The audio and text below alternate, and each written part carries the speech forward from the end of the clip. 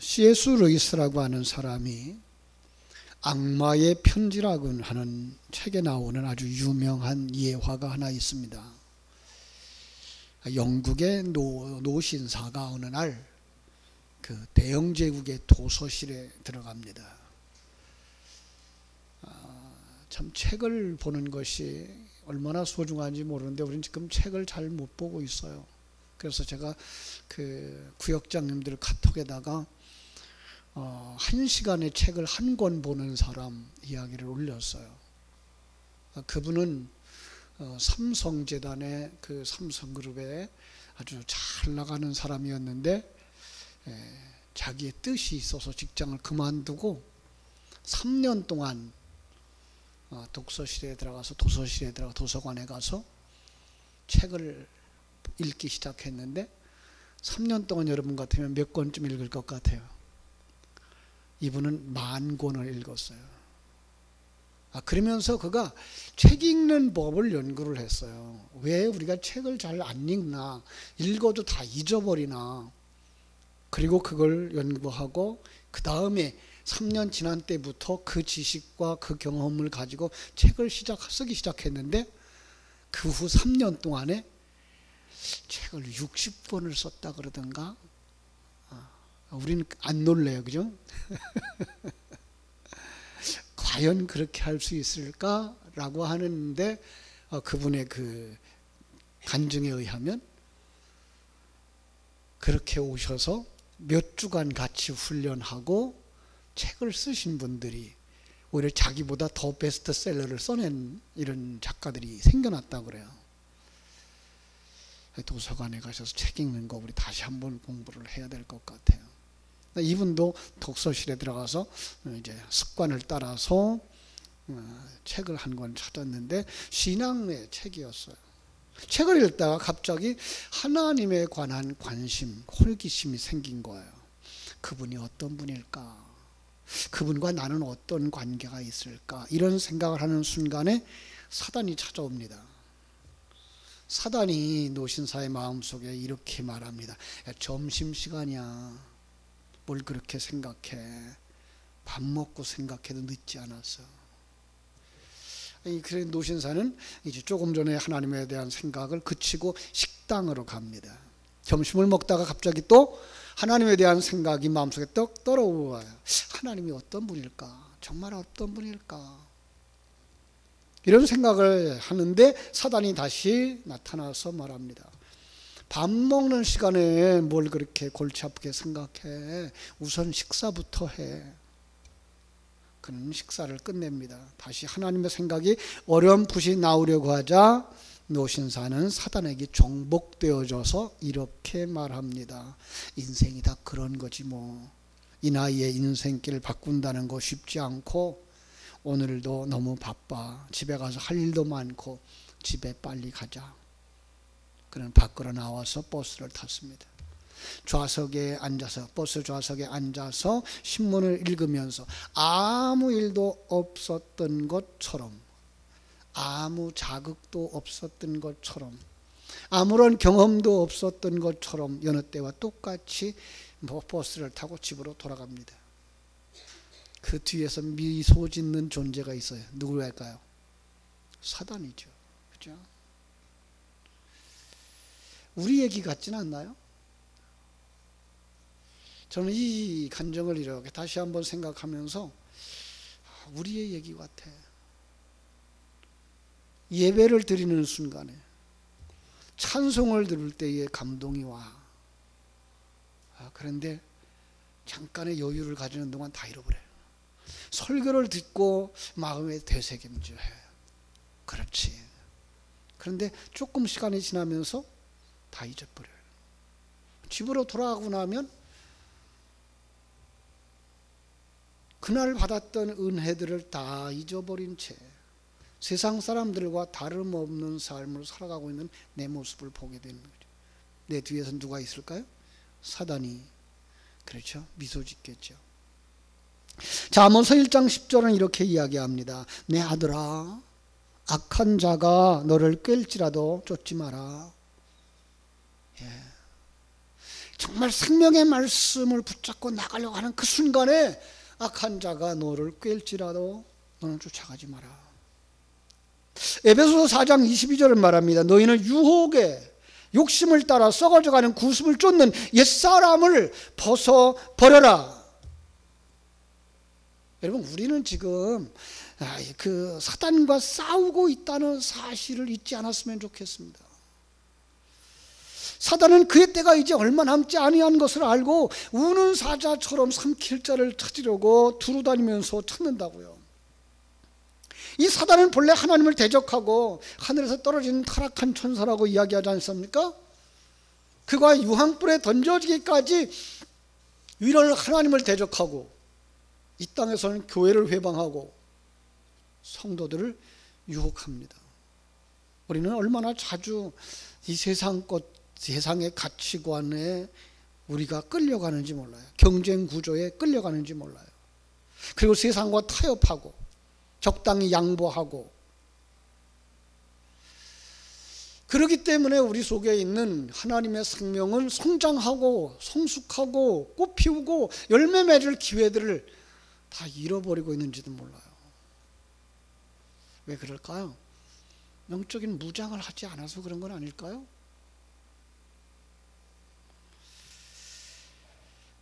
오늘 본문은 우리에게 이 귀한 사실을 깨우쳐주고 우리에게 전신갑주를 입고 무장하라고 말씀합니다. 여러분들이 우리가 성도가 하나님 나라의 군인이라는 사실을 생각하면서 살아갑니까?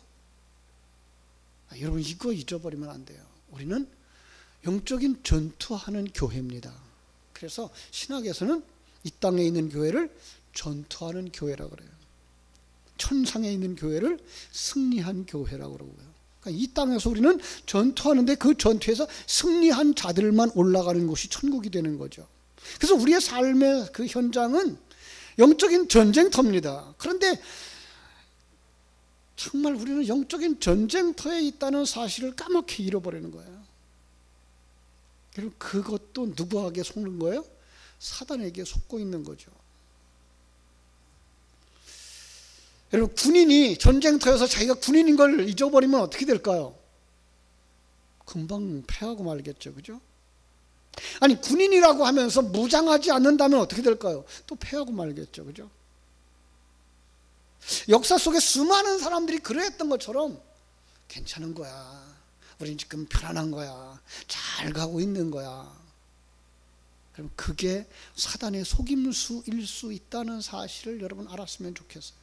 사단은요, 아주 평범한 방법으로, 아주 평안한 방법으로 다가와서 수면제를 먹여요. 마취제를 주사를 놔요. 여러분, 거기서 우리 깨어 일어나야 됩니다. 그리고 무장해야 됩니다. 적의 공격으로부터 생명을 보호하기 위해서 우리는 먼저 방어하는 장비를 착용해야만 할 겁니다. 방독 마스크라도 써야 되겠죠. 그죠? 이 미세먼지들을 이렇게 보면서 미세먼지가 있을 때마다 이 방독 그 마스크들을 쓰는 이렇게 사람들을 이렇게 쭉 보면서 정말 우리가 저것보다 더 무서운 사단의 최면술의 연기를 지금 뿌려대고 있는데 우리는 영적인 방독 마스크를 쓰고 있는가라는 생각을 하게 됩니다. 그것 가지고 안 된대요. 상대방을 쓰러뜨릴 만한 무기가 있어야 되는 거예요. 그죠? 그런데 만약에 방어하는 장비도 없고 공격할 무기도 없다 그러면 우리는 싸워보지도 못하고 위험한 상황에 처하고 말 겁니다. 크게 다치고 심지어는 생명을 잃고 말 겁니다. 전쟁에서 지고 말 거예요. 여러분, 이 세상의 군인들도 전쟁에서 승리하기 위해서 이렇게 완전 무장을 하듯이 하나님의 자녀인 우리가 전쟁터에 있다는 사실을 깨달았을 때 우리는 승리하기 위해서 어떻게 해야 될까? 먼저는요, 우리의 적이 누군지 알아야 되죠. 우리 그 손자병법에 지피지기면 백전불태라는 말이 있죠. 적을 알고 나를 알면 100번 싸워도 패하지 않는다. 이건 승리한다는 말을 이래 써서 받는 사람들이 알기 쉽게 백전백승 그러는데 원래는 이제 백전불태죠. 패하지 않는다. 그러니까 우리는 우리가 싸워야 할 영적인 적이 누군지 먼저 알아야만 하는 거죠. 그래서 하나님은 우리에게 이 영적인 우리의 적이 누군지 가르쳐주고 있습니다. 그죠? 본문 12절에서 말씀하고 있습니다. 우리의 싸움은 혈과 육을 상대하는 것이 아니고 통치자들과 권세들과 이 어둠의 세상 주관자들과 하늘에 있는 악의 영들을 상대함이라. 우리가 싸워야 할 것은 누구라고요? 옆에 있는 사람이 아니라고요. 혈과 육이 아니라고요. 사람들이 아니라고 말하고 있는 거예요. 여러분, 우리는 자칫 사람들과 싸우기 좋아하죠. 그죠? 제일 가까이에 있는 가족들끼리 싸우기 좋아하죠. 그래서 부부싸움들이 제일 쉽게 일어나죠. 형제들 간에 다툼이 많이 일어나죠. 근데 하나님은 우리가 싸울 것은 사람이 아니라는 거예요. 혈과 육이 아니라는 거예요. 그래서 뭐라고 말해요? 통치자들, 권세들, 이 어둠의 세계상 주관자들, 하늘에 있는 악의 영들, 이렇게 말하고 있는 거예요. 그러면은 여기 나와 있는 통치자, 권세, 사람이 아닌가요? 예, 그걸 사람으로 보지 말라는 거예요. 거기서 잘못하고 있는 사단에, 잘못하도록 만드는 사단을 보라는 거죠. 진정한 통치자는 누구예요? 진정한 권세자는 누구예요? 예, 하나님인 거예요. 진정한 세상 주관자는 하나님인 거예요. 그런데 자기가 통치자인 줄 알고, 자기가 권세자인 줄 알고, 자기가 세상 주관자인 줄 알고, 그러다가 요즘들 탄핵들 되고 있잖아요. 그죠? 법에 의해서 심판들을 받고 있잖아요. 누구에게 속는 거예요? 사단에게 속는 거예요. 에베소서 6장에서는요, 조금 앞에 가서 보면은요, 그 상전들과 종들에게 있어서 정말 어떻게 이 세상을 살아야 될 것인가를 가르쳐주고 있어요. 상전들, 특별히 권세자들에게 뭐라 그래요? 너희들 위에 하나님이 계신 것을 먼저 인정하라라고 말씀하고 있잖아요. 근데 그들은 하나님의 존재를 생각하지 못하고, 하나님이라면 어떻게 나를 사용하고 계실까라고 보지 못하고 자기가 하나님이 된 것처럼 살아가고 있는 거죠. 그게 뭐예요? 11절에서 주신 말씀, 마귀의 관계, 이렇게 말씀하고 있는 거예요. 마귀의 관계를 능히 대적하기 위해서 우리는 어떻게 해야 됩니까? 하나님의 전신갑주를 입어야 되는 줄로 믿습니다. 마귀에게 속으면 자기가 대장인 줄 아는 거예요. 마귀에게 속으면 자기가 권세자인 줄 아는 거예요. 마귀에게 속으면 자기가 세상 주관자인 줄 아는 거예요. 성경 속에 이런 싸움들은 전쟁으로 묘사를 하고 있습니다. 그래서 성경 속에 나오는 많은 전쟁은 바로 그 부분인 거예요. 특별히 출애굽기에서 우리가 볼 수가 있는 몇 가지 싸움이 있거든요. 그 중에 하나만 보면 첫 번째 싸움, 홍해를 건너고 르비딤 광야로에 나왔을 때에 아말렉과 부딪히게 되죠. 첫 번째 전쟁. 자, 그들이 종으로 살아왔어요. 전쟁터로 나가서 전쟁할 준비 하나도 하지 못했어요. 그런데 무장한 군사들이 쳐들어옵니다. 어떻게 해야 됩니까? 그때는 하나님께 구해야죠. 하나님께 방법을 구해야죠. 그랬더니 하나님이 모세에게 기도하도록 만드시죠. 언덕 위로 올라가서, 산꼭대기로 올라가서 기도합니다. 그런데 기도하는 자세가 우리와 달라요. 기도하는 자세가 어떻게 했어요? 두 손을 높이 들었어요. 여러분, 우리 두 손 높이 들으려고 그러면요, 폼 잡고 들죠. 이렇게 멋있게 들죠. 성경이 말하는 두 손은 어떻게 들어야 될까요? 항복의 표시예요. 내가 지도자가 아닙니다. 내가 왕이 아닙니다. 내가 인도자가 아닙니다. 하나님이십니다라고 고백하는 이 항복의 표시였던 거예요. 그런데 놀라운 거는요, 모세가 항복하자 전쟁을 이기는 거예요. 그리고 손이 내려오자 뭐예요? 전쟁에 패하는 거예요. 여기에서 우리는 놀라운 진리를 발견할 수 있잖아요. 모세, 네가 대장인 줄 알고 네가 이끌어 가려고 그러면 너 진다.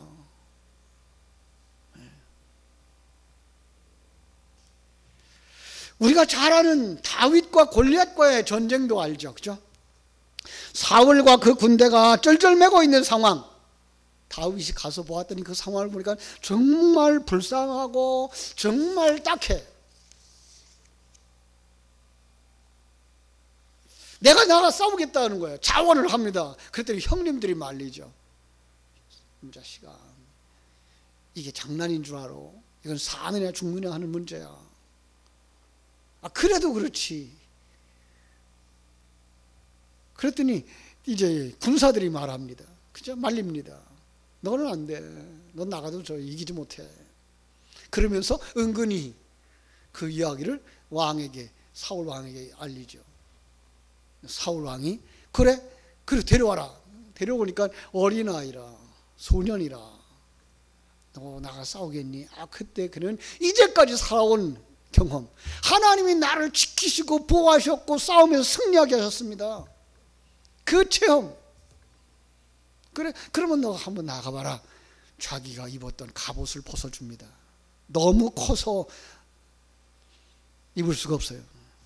자기가 사용하던 칼을 줍니다. 너무 커서 들고 나가 싸울 수가 없어요.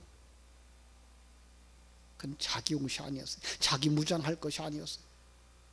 그는 물매를 준비하고 냇가에서 돌멩이 주워가지고 그거 가지고 달려나가면서 그 돌멩이로 골리앗의 이마를 깼습니다.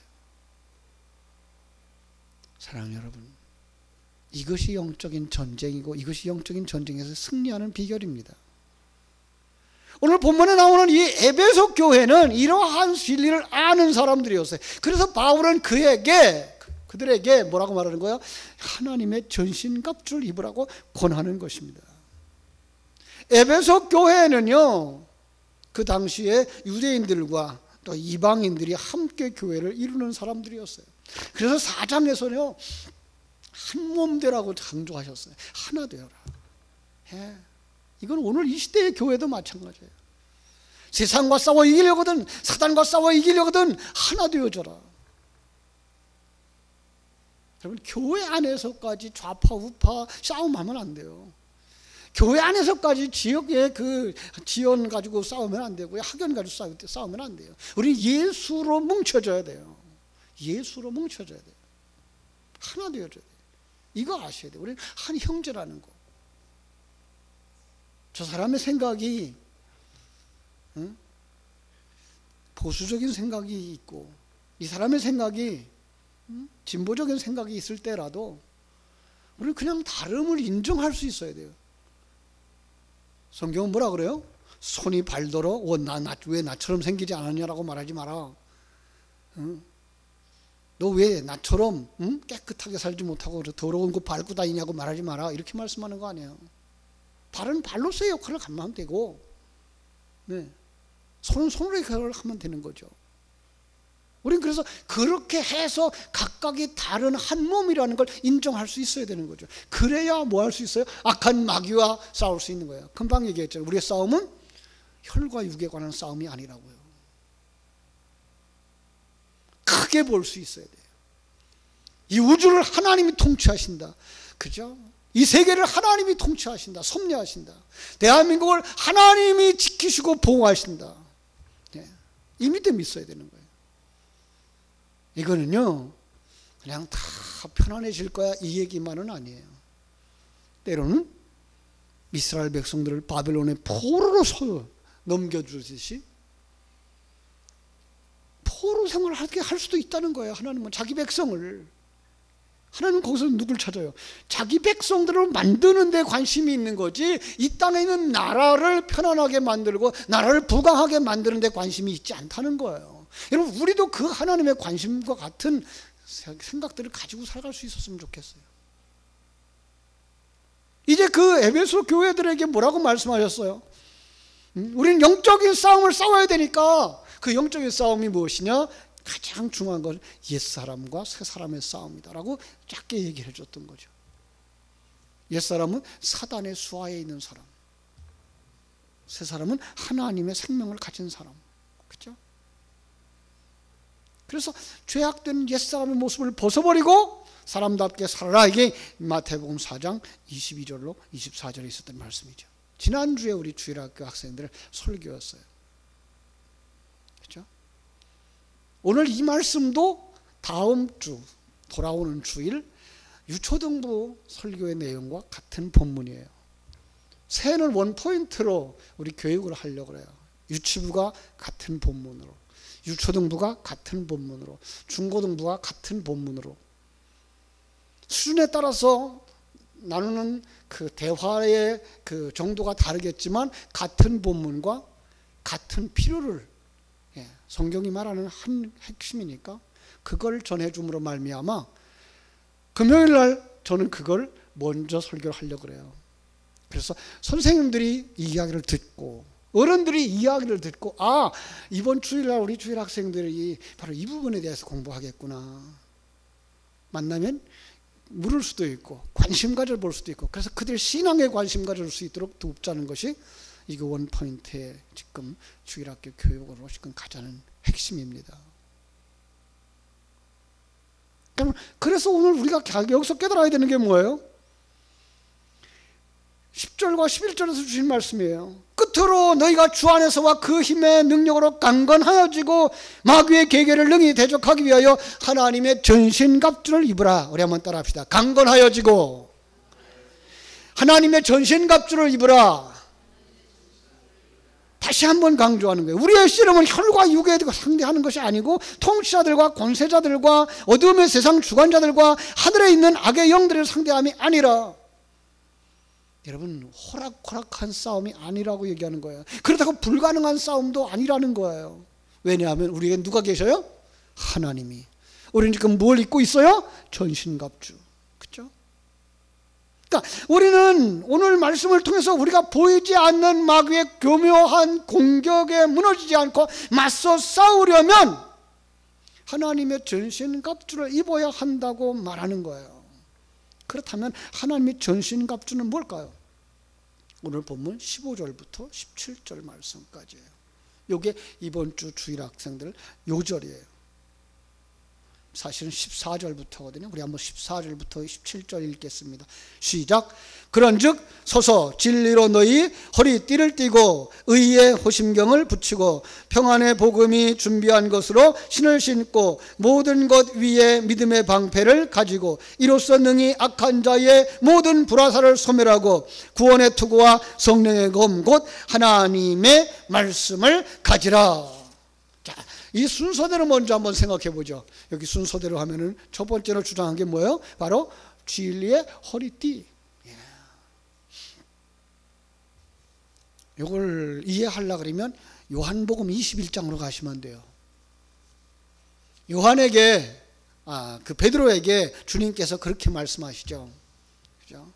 네가 젊어서는 스스로 띠띠고 네가 원으로 하는 곳으로 다녔거니와 이제 후로는 내가 팔을 들리니 다른 사람이 네게 띠띠우고 원하지 않는 곳으로 데려가리라. 이렇게 말씀하셔요. 자기가 띄었던 띠, 이건 세상의 띠예요. 다른 사람이 띄워주는 띠, 이건 뭐예요? 하나님의 띠예요. 진리의 허리띠라고 지금 말씀하고 있잖아요. 그러니까 삶의 전체를 허리띠가 주장하는 거예요. 우리의 옷과 좀 다르죠. 그들의 옷은 아래 위가 하나로 되어져 있으니까 옛날 어른들 치마 입은 것과 같은 거죠. 치마에 뭐가 없으면 활동하기 어려워요? 허리띠. 허리띠. 뭐예요? 그게 진리. 그렇죠? 그러니까 이 진리, 복음의 진리, 이게 삶의 전부를 주장할 수 있어야 되는 거예요. 우리는 이걸 가져야 영적 싸움에 이길 수 있는 거예요. 의의 호심경을 붙이고, 이것은 이제 지난번 대제사장의 의복에서 보셨죠? 가슴에 12보석. 그죠? 이게 뭐예요? 하나님의 자녀들을 품는 거죠. 그것이 그들은 가슴을 지키는 싸움, 무장하는 군인들에게 있어서는 거기에 호심경이 있었던 거예요. 그게 뭐예요? 의라는 거죠. 그리스도의 의.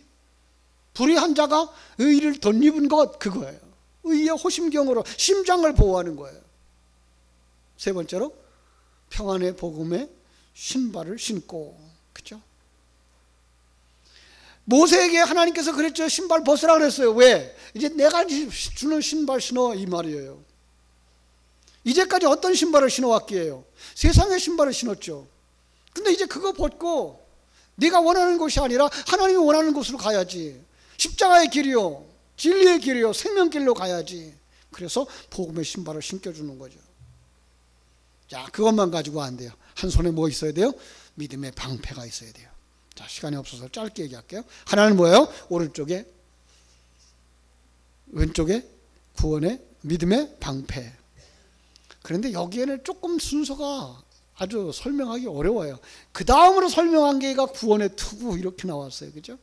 구원의 투구. 네가 하나님 구원받을 하나님의 자녀인 것을 절대로 잃어버리지 마라. 또 네 머리가 예수 그리스도인 것 절대로 잃어버리지 마라. 그게 뭐예요? 구원의 투구. 그리고 말씀의 검을 가지라. 여러분, 이것이요 순서대로, 성경에 나와 있는 순서대로 외우라 그러면 잘 안 외워져요. 그래서 그냥 우리 생긴 대로 외우자고요. 머리에서부터 시작. 머리 뭐예요? 구원의 투고, 가슴에 의의 흉배, 허리에 진리의 허리띠, 밑에 복음에 예비한 신발, 왼손에 믿음의 방패, 그리고 오른손에 말씀의 검. 무장하셔야 돼요. 그러면 어떻게 될까요? 그러면 영적 싸움에 승리할 수 있어요. 여러분, 정말로 사단은 끊임없이 우리를 교묘하게 유혹합니다. 세상 행복 추구하라고. 어떻게 유혹한다고요? 우리들 속에 있는 검은 강아지에게 양식을 주는 걸로 공격한다고요. 텔레비전 봐. 연속극 재밌잖아. 뭘 금요일날 철회까지 가려고 그래. 그냥 텔레비전 보고 따뜻한 방에 누워있지. 그죠? 그래서 우리가 텔레비전에 전에 한번 제가 얘기를 했나요? 연속극에 빠지면요, 그 연속극이 아주 마취제라고요. 끝날 때쯤 되면 다음에 안 보면 안 될 수밖에 없도록 아주 흥미를 딱 유발시켜 놓고 끝난다고요. 궁금증을 유발시켜 놓고 끝난다고요. 그래서 다음 시간에 그 시간에 꼭 보도록. 그러면 꼭 끌려가는 거예요. 그 스토리에 끌려가는 거예요. 그것 때문에 지금 우리 한국이 얼마나 변하고 있는지 압니까? 건강한 사정들이 없어요. 바른 신앙생활을 하는 사람들이 없어요. 지금 거기다가 또 우리 주일 학생들이 휴대폰 안에 있는 오락.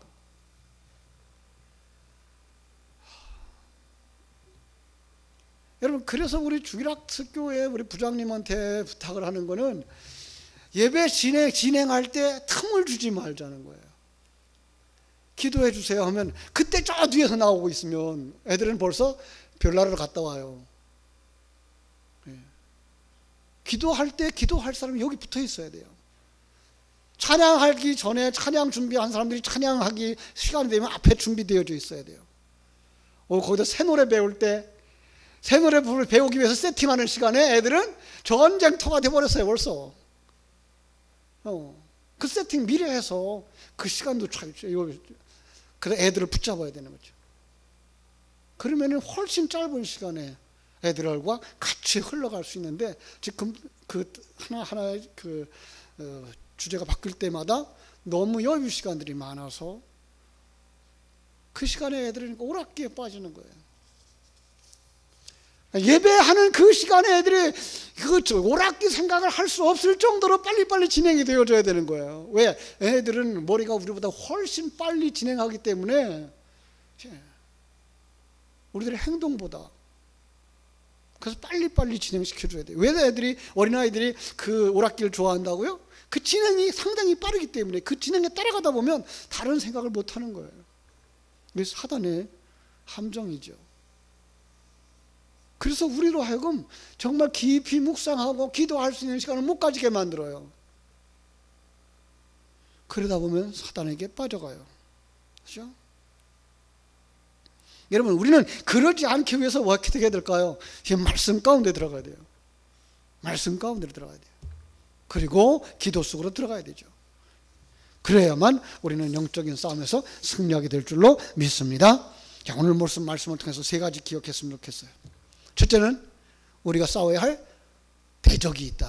그는 마귀다. 마귀는 천사처럼 다가온다. 우리에게 흥미를 주고 우리에게 승리하게 해줄 것처럼 다가온다. 두 번째로, 마귀와 대적하기 위해서 하나님의 전신갑주로 무장되어져야 된다. 그렇죠? 그 전신갑주가 힘을 얻게 하려면 어떻게 된다? 말씀과 기도 속으로 들어가야 된다. 이 세 가지 꼭 기억하십시다. 우리 이 시간에 우리 한번 주여 한번 부른 다음에, 주님, 내가 옛사람에 빠지고 세상에 빠져 있지 않습니까? 영적인 전쟁을